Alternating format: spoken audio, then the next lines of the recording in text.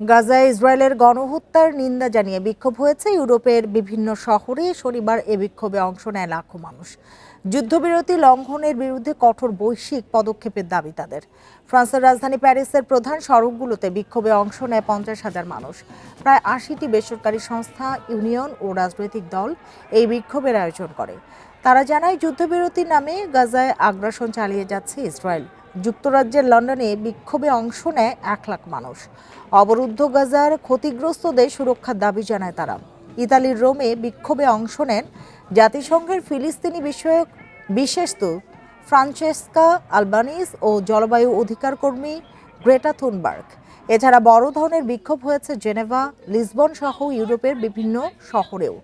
গাজায় 2 বছরের বেশি সময়ে ইসরায়েলি হামলায় প্রাণহানি ছাড়িয়েছে 70,000, আহত 1,70,000-এর বেশি।